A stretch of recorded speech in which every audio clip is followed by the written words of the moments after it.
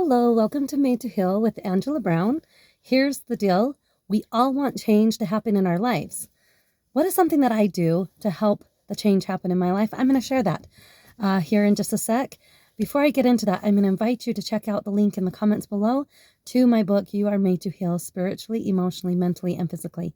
It's just my journey from being stuck for 30 plus years in victim, being angry, not being in a good headspace, my heart wasn't in the right spot, and hitting rock bottom in the fall of 2015 really changed my life. I surrendered to God and Christ, and I asked for help, and guess what? I received. And I'm going to talk about, that's what's in my book. It's all the ideas and tools and techniques that helped me to get out of that mindset. And it's been miraculous. And I didn't think I would be able to have a different kind of a life, but change can happen.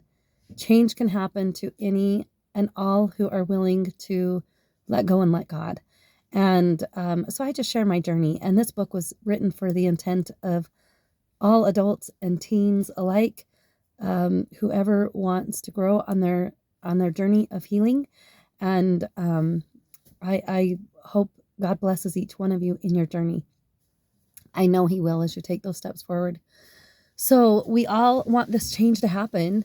And what do I do for this change? So I want to talk here for a minute about change, because a lot of times when we want change in our lives, a lot of the times it's with certain situations and with certain people in our life. And I don't want to confuse change with that kind of stuff, because if we want people to be different or different situations come up in our life, then that's not what we're in control of. We are not supposed to change others around us, and that is not our job. That is completely, entirely on God. And so it's important to recognize, where is it that I want change? Are we going to be willing to look within? Because when we want change in our lives, we must allow ourselves to look within our heart, our mind, look at our actions, and what kind of changes do we really want to see? What do we get on a day in and day out basis that we're so unhappy about? And what is it that we are contributing to that? So one thing that I like to go, a little saying I like to go by for change to happen is committed, consistent, imperfect actions. CCIA. Committed, consistent, imperfect actions. I want to talk about one word at a time, because commitment. We must be committed. You can't expect change to happen if you try for a few weeks and then just give up. It's so easy to give up and not put the full effort in when change isn't happening as fast as we want it to. I just remember when I hit rock bottom, I wanted everything to change, everyone and everything all at once. And that's not the way it works. It takes time. And I realized to have change really happen, it starts with it within, but it's a long process. And it was like over 3 years later, to where, because both my husband and I, 10 plus years ago, we were in our unhealthy mind frames, very unhealthy. And I just, the impatienceness, that's not a word, but me being impatient, I think we all get impatient. We want things to happen and happen now, because we live in that fast-paced society. But when we learn to let go of that impatienceness, and we are willing to be patient. It took 3.5 years for me to really focus on myself and not try to change my husband and my kids around me. I wasn't out to change them. I was out to change myself. And it took 3.5 years before my husband recognized the changes within me, and me really 3.5 years. That is a long time. Can you imagine if I would have given up after the first year, going, well, everybody's staying the same around me, and I'm just going to give up. This isn't worth it. Commitment takes time. And commitment, when we put in that commitment and we're willing to commit to ourselves, that means we don't give up on ourselves. And what kind of changes do you want? Let's speak of the changes that we want. Sometimes we want spiritual changes. We just feel like we're not as close to God as other people around us are close to God, or that we don't have that connection, and we don't feel like we're being led by the Spirit, and we just feel like we're going on autopilot. That was me for many years, going on autopilot, but not really feeling directed by God. So what is it that we want to change spiritually, emotionally? How are we feeling all the time? Are we paying attention to those emotions? Are we wanting some change to take place for healing in our emotional well-being? We all have stuff to heal and to release on emotions. I call them trapped emotions. We all have them. And it's important to be able to heal in those areas. And then mental, what kind of mental changes do we want to take place? Where is our mindset? And what are some new things we want to learn? Have we been putting things on the back burner because we got kids and life and work, but we really have an interest we want to pursue, and we really feel pulled to a certain direction, but we keep putting ourselves on the back burner? Have you been there? That's been me. I've put myself off, and that's part of self-care. If there is something that you are driven, something that you have a talent and a pull, and you feel drawn to learn about things, do it. Take that time. Be committed. Put that commitment in. And then physical. What kind of physical changes? It seems like we all want changes in all these areas. Physical can be to how you are feeling physically. It could be your outer appearance. It could be the foods that you're putting in your body, the exercises. What are you willing to do to put in, and what are you willing to commit to feel better physically? So change takes a lot of commitment. It takes taking that commitment and running with it and hanging in there, not getting despair, because I know a lot of times when 10 plus years ago, when I would try to make changes in my life, despair would creep in, and I would just throw my hands in the air and say, it's useless. What's the use? I mean, nothing's happening, and this is so frustrating. And I was going about it all in the wrong way, obviously. So it's so important to stay committed to yourself, stay committed to God, to yourself, and others around you, and it'll be amazing. So there's that commitment part. Commitment takes a lot of blood, sweat, and tears, so to speak, right? It's gonna take staying in the ring. I'm gonna be honest. I watched the Mike Tyson fight with the other guy, Jake, someone, I can't remember his name. I'm not into that kind of stuff. But I just thought of boxing. Commitment requires you to stay in that ring and keep going those rounds, round after round, right? And our rounds aren't ever done in life. We just keep going, and it's important to stay committed and be willing to give it your all. And then consistent. I want to talk about consistent, because committed is having that commitment and you're staying in there. And consistent means every day. Every day. Consistent means we make mistakes, right? And there's times where I'm like, oh, it's been a few weeks since I've exercised. Like, I really got off that wagon. Well, it doesn't mean to give up and have that defeatist attitude. It just means consistent, being like, I'm going to pick back up and start in on this exercise routine. Or, consistent means we're going to make mistakes, and it's okay, but consistent means being willing to just keep on keeping on. And it's important. It's important to stay consistent. I've never have done something consistently every day. Well, I've had a prayer in my heart every day. I feel like I've been consistent with prayer.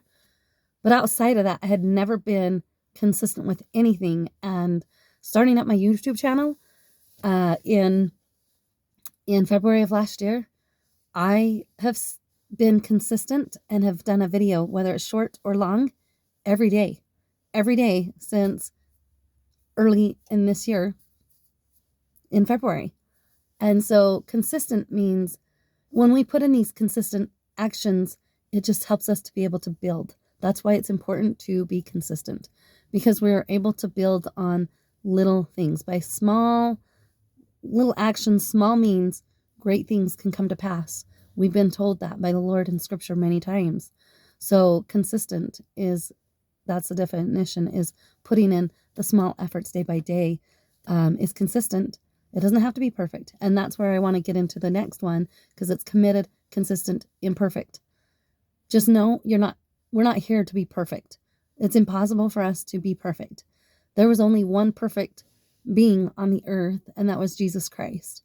And so get this perfectionism mindset that you have to do it all right and it has to be perfect, because we're here to learn from our mistakes.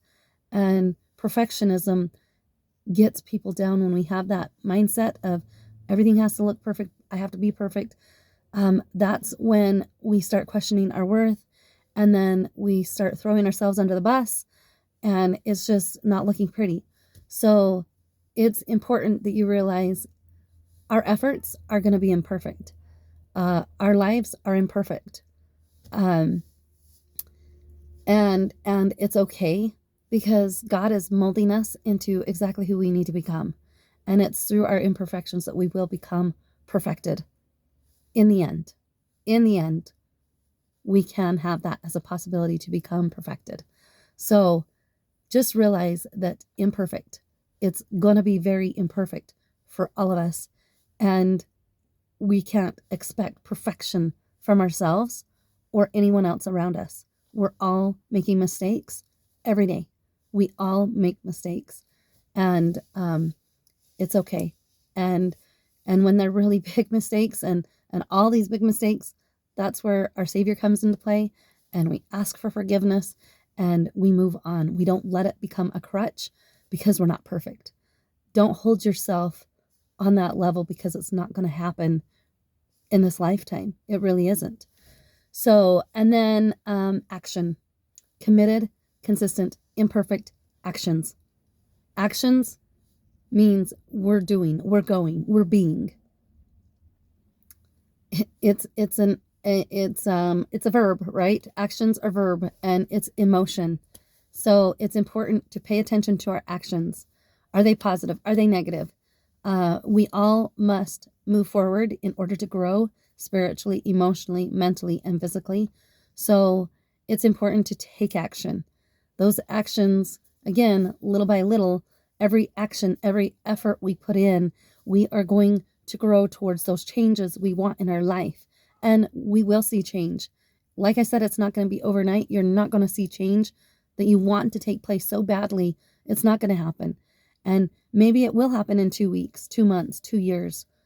But stay committed and consistent, and realize it's going to be imperfect. But those actions, you doing nothing, is not going to get anything accomplished, right?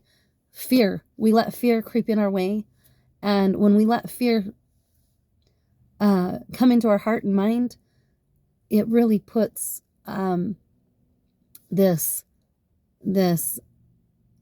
inability in our mind to move forward and to act. Fears are really paralyzing.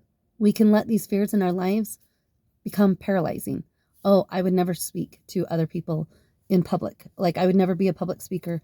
Or, oh, I could never do what you do. That's amazing. You know, we've all said or have had that said to us. And it's important to not let those fears and the comparison things come into play, because that hampers us from acting and going forward. So replace that fear with faith, and keep the faith within you alive by connecting with God every day, asking for his help. And it's important, because change will and does happen with those 4 words: committed, consistent, imperfect, action.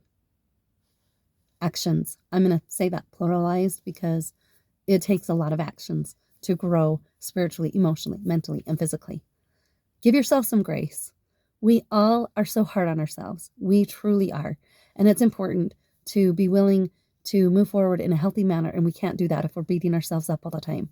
Self-love is incredible. If we can't love ourselves, we can't love others around us. And that's the first and foremost great commandment. First of all, love the Lord your God with all your heart, might, mind, and strength. The second is to love your neighbors like unto yourself. You cannot love others if you do not have self-love. So love God, love yourself. Those are the first two. Then when you love God and you learn to have the self-love, you will be able to love others around you. I guarantee it. And it's a process. Why? Because I know I've experienced it firsthand, and I am a true believer that we must have change in our lives, and we can make it happen. We are in more control than we realize of the change that we want to take place. And don't worry about other people around you and all the circumstances around you. That will just happen. God's timing. But you will feel better when you're just focused on the change that you want within. Because when we have change that happens from within, you will see changes without yourself. Incredible changes. God bless. Please like and subscribe to my channel. Share it with others. It is my mission and my purpose to help others heal spiritually, emotionally, mentally, and physically. I know it's possible for everyone that has that desire. So until next time, bye.